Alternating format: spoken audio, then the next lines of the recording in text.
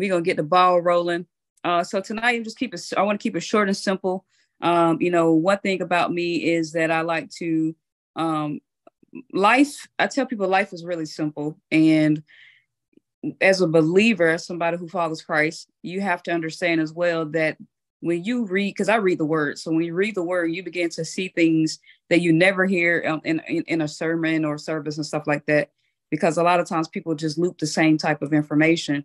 But when you get in a relationship for yourself, you begin to see what is required of you as a believer, and you begin to have a different level of expectation and perspective when you're experiencing different adversity. And so one thing I want to let people know is that ultimately life is simple. It's a lot of times that things that don't turn out the way that we want because we're either lazy or we don't have we don't will ourselves through it, right? And so I want you to ask yourself on tonight, what does a simple life look like to you? Now, when I say simple, that doesn't just necessarily mean, living a very modest life or being a minimalist, but what would give you, things that you can control. What would a healthy, progressive life look like to you, right? What type of home do you live in? What type of career do you have? What is your health state? How often do you visiting a doctor? What's the health of your relationships with family, with friends? When you really think about having a simple life, I don't want you to dummy it down. I want you to really think about, what does it really mean for you? What do you want? Now, we use the word goal a lot, but I want you guys to really meditate on it. I was speaking to a friend of mine today, and I was telling him, I gave him a challenge, and I say, hey, I want you to do these certain things, because we speak all of this stuff all the time, but if it's not really planned out, it was never a purpose. Okay, I'm gonna say it again. If it's never planned out, it's never on purpose. So you can't wing it. You have to deliberately know what it is that you want.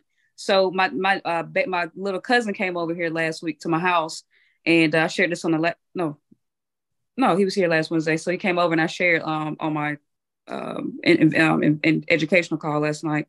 Anyway, he was over here and he was like, man, B, you got so much in the house. You got your goals. Like, I ain't never seen this before. You're so specific. And I said, well, that's why I wanted you to come through. I wanted to ask you certain things and make sure that when you are in pursuit of what you want, that you're very intentional and you got to know what it is that you want, right? So ask yourself on tonight, what does a simple life look like to you? Don't dummy it down. You don't have to think minimalistically, but think about if you had every single thing you wanted, because we know that God supplies our needs, right? But think about your needs. Like, God gives me my needs and wants. And that's when I discovered in the past, like really high in my awareness in the last 2 years, where it's like, he doesn't have to give me the things that I want, but I actually still have those things that I want. I don't have anything that I own. I haven't settled for anything. Why? Because I'm deliberate. I'm very intentional about what it is that I want to operate by faith and belief. So that what things can you control? So what do you want to look like physically? How are you mentally, spiritually, your relationships, your career, all those things? You really got to really meditate on it and what it is that you want. And so when I say life is simple, it means presenting no difficulty and that things are easily done. And as you begin to grow in your faith and you begin to grow as a believer, you'll see that God would just open doors. Like, these happen all the time. And I'm like, at this point, it's like, God, you legit be looking out. I'm feeling a little spoiled. Like, it gets to that point where favor continues to happen in your life because you're in a relationship. What you don't want to do, ladies and gentlemen, is that you only, this call is spiritual based, it's Bible based. So, I pray that you guys are in alignment with that as well. But if not, just go with what you can, right? Whatever your faith base is. So when you are seeking answers, when you're seeking clarity about your pursuit and what it is that you want in your life, understand that it will come to you so easily when you are in relationship, when you just allow God to guide you. It says, seek you first the kingdom and everything will be added unto you. Guys, I'm telling you, it literally works that way. It used to freak me out. I used to like, I pray for that. Y'all ever pray for something that came to you really quick and you be like, dang, I don't know if I was ready for it when I prayed for it. And so things started being added unto you, right? Because of obedience, because of relationship. And not just asking God to give you things all the time, but learn to be a giver. Give things. You don't have to always give monetary gifts, right? Give your time. Be a great listening ear. Pour into somebody. Go out in public and just give compliments, right? Just do nice things. Give nice gestures, because you'll be surprised how many people don't get love and receive compliments on a daily basis, right? Even within their own family, right? So understand that life has, that's right. Life can have it has a smooth vibration. It can have a great vibration. But understand, as a believer, when you get into the word, you begin to also understand things will be added unto you, and God will give you the desires of your heart. But you also have to understand, especially in the book of James and Acts, it breaks down different scenarios where people were facing adversity, or it tells you, listen, all right, cool. You're rocking with me. Well, I'm going to rock with you. But understand, you are desiring to be this perfect being. You're desiring for certain requests in your life and elevation and progression in your life. Well, guess what? I got to stretch you. I got to stretch you, and I got to put you in position to think on a different vibration, to think in a different narrative. So when you do face adversity, you aren't moved. It doesn't shift you, but you sit there and you live within the challenge. You live within the adversity, and you document, God, what am I supposed to take away from this moment? You don't run away. You don't hide. You don't act fearful, right? You said, man, it's that time again. It's time for me to take my test, right? It's that season, because book of James chapter 1 says, listen, I got to go through adversity. It's things that's going to be thrown at me, because I am desiring to become what? A perfect being, a better version of myself. I'm desiring to be like Christ. So what you have to do is you have to outlast the test. All right. You have to outlast. Now, the definition of outlast means to continue to exist, to be active, to be longer than someone or something. All right. To last longer than someone or something. So when you're dealing with opposition, you have to outlast that something. You have to outlast that someone. You have to fight. You have to speak against it. Somebody say, speak against it, right? So you have to ensure, that's right. You have to ensure that you are speaking against it. You are fighting against it. Now, that don't mean you swinging in the air, right? You're swinging in the air, fist fighting and stuff like that. But your level of belief, guys, do you understand whatever you are feeling within yourself? If you are so filled with belief and faith, that is just going to vibrate without you even you don't even have to open your mouth yet. But when you begin to open your mouth, that increases your power, right? But what you speak and what you feel have to be in agreement. You cannot have a two-way prayer. You cannot have a two-way war. You cannot have a two-way defeat, because there's one version of you that may be saying, okay, I believe, which is your conscious mind, which is really you trying to convince your subconscious mind. And to keep it short and sweet, whatever you're feeling in your heart, that is your answered prayer. All right. And so if you're believing 1,000% that it's done, it is done. So no matter what you are pursuing, sometimes people will be dealing with grieving. We may be coming out of a failed relationship, friendships. We may be want to have a different transition in our careers, have better friendships, have more family and positive relationships around us, right? Better finances, better emotional, mental, physical state. You may desire all these things, right? At the end of the day, no matter what you are in pursuit of, whether it's an external thing or internal, you have to outlast whatever the test is going to be. God is simply asking us to outlast the opposition, and all this has to happen for us to reach our destiny. Does anybody have a goal, a desire, or a plan on tonight? Drop some ones or whatever you want in the chat box if you know where you want to go, right? You may not know the how. It's okay if you don't know the how, because that's where God resides. You just need to know, I got this place. This is where I want to be. And I'm going to do as much as I can with faith and works, but I'm also going to trust God to intercept and intercede on my behalf. He's going to bring resources to you. He's going to bring articles to you, posts to you, information to you, right? That will attract what it is that you desire, because you are in alignment, but you have to keep him first. Don't start operating off of your own will, because guess what? If you want supernatural things to happen in your life, well, you have to let the supernatural power to work in your life, right? So don't try to override or try to do everything in your control. You have to be at peace. That's where wisdom comes in. Wisdom comes in knowing when it's my time to pause, or it's not even pause, but it's knowing when I don't know the how, but I have the wisdom to know the who. Anybody with me on tonight? I have the wisdom to not know the how, and I can't do much more of this, but I know the who. Right. So you have to have the wisdom to say, all right, man, this got to be God's turn, because there's nothing else I can do in this situation. Right. Never feel like when there's a wall, right? You may be taking a test for a promotion, trying to get a degree, maybe trying to purchase something, whatever it is you may be dealing with, family. At the end of the day, don't look at every single rejection as the end all be all. Sometimes there's something else you need to know before that door opens. Sometimes you're being redirected to a better purchase, a better situation, a better discounts and things of that nature, right? Better opportunities. Sometimes you're being redirected. So when you are being directed, you have to get into a impulse where it's like, don't get like this. Oh man, I guess it's not meant to be. It irritates my nerve when people say that. I guess it's not meant to be. No, if it's a goal, God says he's gonna give you desires of your heart. So it's meant to be if you desire it to be. It may not look the way that you had thought it to look, but then we already said, don't worry about the how, just keep the end in mind, right? Know that who's on the other side, know who's in control, right? And Mr. AB, you can drop your book link in the chat box. We would love to support you and publish, and purchase the book for those who can get some value from it. All right. And so, yes, but guys, but be understand, you can't act ignorant when you're facing adversity. All right. Somebody like, what? You cannot your ignorance can't just be your identity when you face a wall. What people begin to do is when they're facing opposition, they forget the who. No, your impulse should be, okay, well, if I didn't get this home purchase, God must have something better. You have to switch your tongue.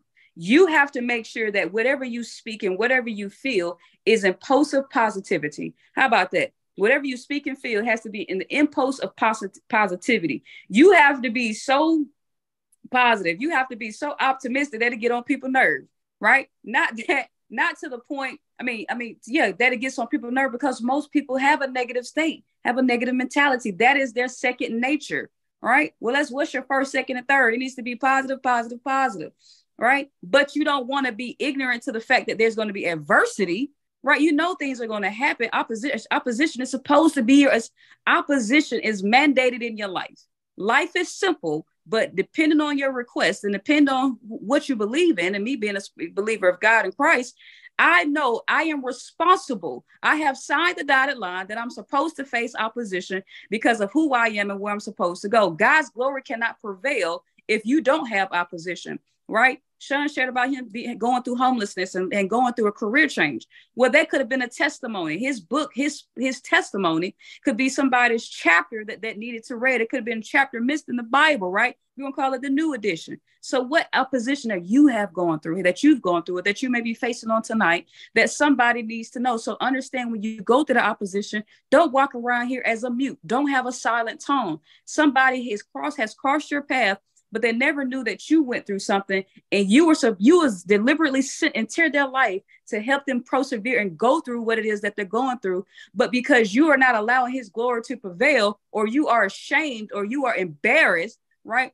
All of those are negative feelings. All of those are feelings of the flesh. God, when Jesus was here and he was fellowshipping with so many different types of people, he was with the outcasts. He was with the people that people didn't want to be around. People were ashamed to be associated with. So you got to understand, we've deleted that chapter. We're over that. We're the place right now, guys. Whatever you're called to be, whatever you desire, whatever you're pursuing, open yourself wholeheartedly. Be submissive to the goal, the desire, and work towards it faithfully, diligently every single day. But understanding when you face a wall, all right, God, it's your turn.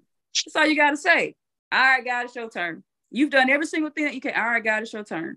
Right? Always operate in integrity and transparency as well. Right? God is not asking you to overcome the challenges, right? Some of the challenges that you face that may seem unfair, right? That may seem to just cause havoc in hell. He's asking you to outlast it, right? To outlast it, right? He's asking you he's asking you to overcome it, right? So when you guys are dealing with things on a day-to-day basis, you got to stay connected in your relationship, right? You got to spend more time in your word and personal development. Get on YouTube, get in these books and saturate yourself with your armor, right? When you've passed the test and the promotion comes along and the promotion comes looking for you, and the healing will come, the promotions will come, the relationships will come, the friendships will come, the forgiveness will come, the increase will come, the abundance will come, the overflow will come. The right person will find you. The goals that you have, God will give another person an idea for you to reach the goal, for you to meet them along the path so it can contribute to where it is that you want to go. All right. So for instance, I'm a day trader, I'm a musician, I'm a business owner. And I say, you know what? I'm a 7-figure trader. And I said, well, God, how am I going to make that happen? Well, I don't know how to compound by hand. God gave the person the mindset to create a website. It says compound daily, which allows me to print a download. I don't know how to do Excel either, right? I can learn it, but I don't desire to, right? So this, but you guys get what I'm saying? There's a resource. Somebody, your ideas can be a resource for somebody else to reach their destiny. So don't even sleep on your gifts. When you have the impulse or an idea, act on it. Act on it, right? Because what begins to happen is if you don't continue to put the energy and life into these things, then guess what? Not only did someone, and don't get it twisted, if you don't do what you were to do, if you don't act on those ideas and goals, that doesn't mean I'm gonna miss my moment. I just have to be directed elsewhere because you weren't obedient and you didn't listen to the idea or the goal that was sent to you, that was given to you, right? It's all a part of a bigger plan, okay? But it's necessary for you to get to your destiny. God had the solution before you had the problem, ladies and gentlemen. All right. God had the solution before you had the problem. So understand when you're facing opposition, I need you guys to welcome the opposition and understand to begin to take responsibility for where you are today. I need us to have a heart of forgiveness. Okay. There may be some decisions that you've made in your past that you have not forgiven of yourself. There may have been some people in your life, parents, friends, family, colleagues, co-workers, managers, employers. All right. Understand that somebody may have hurt you along the way, or you may have hurt them. Please go to your prayer closet and be genuine about forgiving them and forgiving yourself. All right.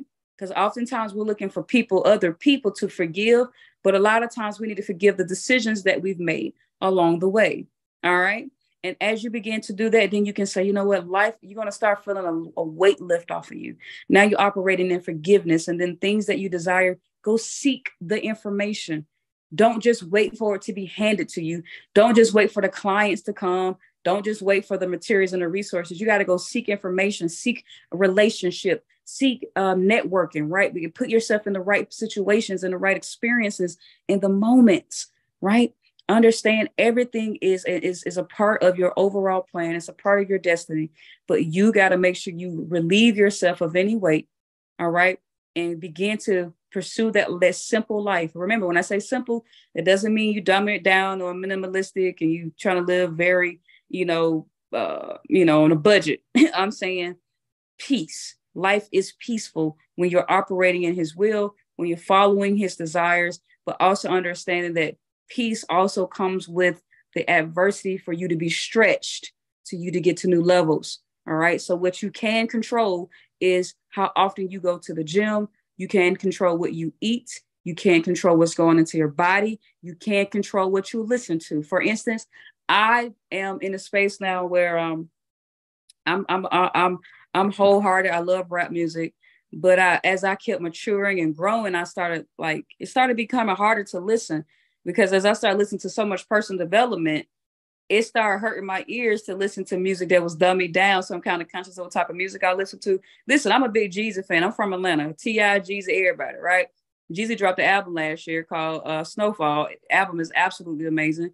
And I said, dog it, I need to find the clean version. And I was like, I need to find the clean version because I still want their hood version of me, but I don't have to listen to, drugs and stuff like that. But you can listen to some you can listen to some great hip hop music, and it ain't gonna make you dumb all the time, right? There is some great hip hop music out there, but I'm just showing you guys what happens as you begin to seek growth and positivity. You begin to have a distaste for certain things, and I was like, oh wow, I didn't try to do that. That's just what happened because of what I had been pouring into myself, right? So, but yeah, I'm still listening to some good old Jeezy and some stuff like that. But now it kind of, yeah, it's like, lower, it's a little bit more irritation sometimes. It's like, man, you have to cuss. That's a good line. So just learning, I'm trying to learn to unsay things and not, unlearn behavior from my surroundings and things that I, experienced over the years. But the point is, family, health, mindset, your physical, your mindset, your spiritual development, saturating yourself in, when it comes to personal development and spiritual development is two totally different things. The spiritual development is your faith. So reading your word, finding books from different spiritual leaders, right? um, different things. You know, they have like the scripture of the day, stuff like that. The Bible app has that as well. And then personal development really develops your character as well when it comes to your mindset and your emotions, how you are as a leader, your communication skills, interaction, social skills, interpersonal skills, your level of belief, your desire, your goals, your ambition, your perseverance.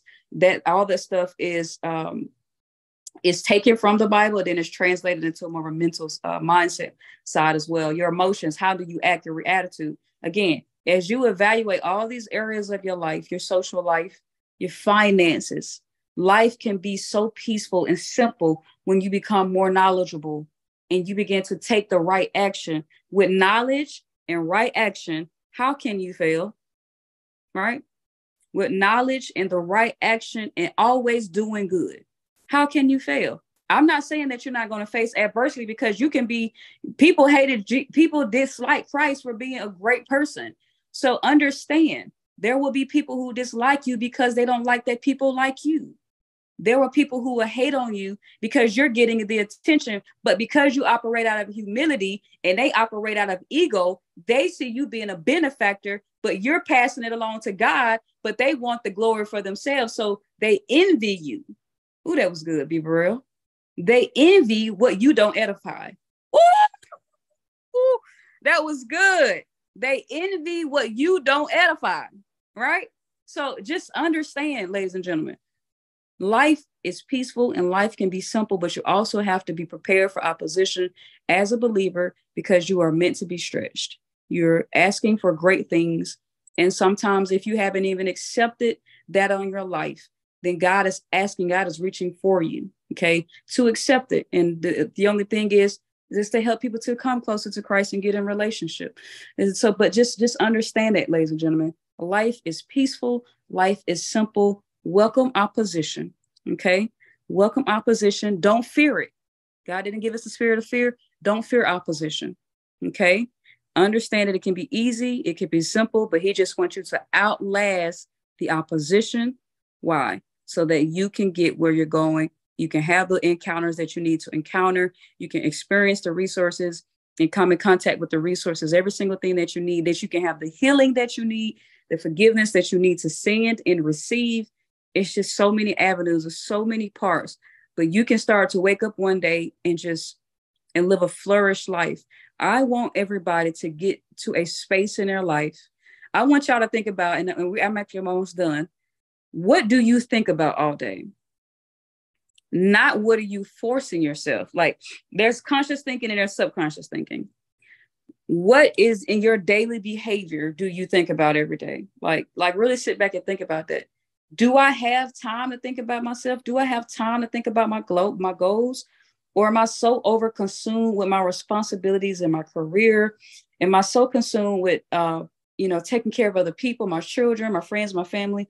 You got to make sure you leave time for yourself, because at the end of the day, no matter how great of a career you have, no matter how much money that you make, no matter how much clout you have or influence, all of those things will be irrelevant if you did not share God's glory and you did not become a witness and help somebody else get closer to him as well. It's all in vain, right? You don't serve a purpose. So make sure you don't leave yourself out of the loop as you continue to live this extraordinary life.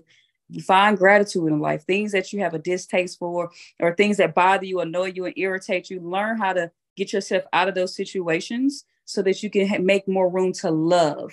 So I want you to remove things. If it doesn't, like, it's like, can you believe you can be 100% happy? That's what I want people to understand. You can't be 100% happy, right? It's possible. So if you don't feel like you're 100% happy yet, document why you're not 100% happy. You may have gratitude, but happiness as well is best. We got to remove certain things out of our heart. So why are we not 100% happy yet? And what can we do to get there? And from there, guess what? Give the vision to God. He'll give you the desires of your heart. Operate on that vision, operate on that, and begin to sift, prune things that don't belong in your life. And don't be afraid to remove things that are not adding value to your life. If the job is making you go bald-headed and have high blood pressure and lose your mind and be stressed every day, you are not happy, and you don't even have the capacity meaning you are allowing all of that to take up space, right? Remove things that are taking up space. Find a career that you can grow in, that you can flourish in, that you can make an impact in. You can become a wealthy person. You could be an employed millionaire, loving what it is that you do. All right. Take care of your body, take care of yourself. Go to the doctor, et cetera, et cetera. All right. But make room for happiness, make room for joy, make room for peace. Prune, sift, and remove the things that don't belong so that God's glory can prevail in your life, but ultimately so you can have a joyous life and that you can begin to think about the things that you truly want and you desire. Don't allow the things that you dislike or know or irritate you all day to take up your thinking space, your thought space, and the feelings in your heart. Because if you think about the negative things all day, things that irritate you and annoy you, it's taking up this space in your heart. Not only is it creating heartache, right, or stress and stuff like that, but it's flooding over into your world and you may not even realize it. Okay, so just let's take a self-evaluation on tonight. And it's okay to pray for other people, but don't forget to pray for yourself. All right, pray for yourself, because you can't be a servant purpose if you're not healthy. Okay, not just physically, mentally, socially, spiritually, and mentally. So if you're not healthy, so let's take a second tonight and do a self-evaluation. Think about why we're not happy, if we're not 100% happy. What can we do to improve those things? What do we need to let go? What do we need to improve on? And begin to work towards having fulfillment and happiness and joy and peace so God's glory can prevail and that we can be another witness for the kingdom. Another thing is, and just ensure as you have that happiness and that joyous life, don't forget you are supposed to go through opposition. Just because you're happy and peaceful, right? I'm having a happy and peaceful life, but that doesn't mean I don't face opposition, but I don't run from opposition. I welcome it because I know, ooh, this is so good. Okay, and I'm almost done. This is so good.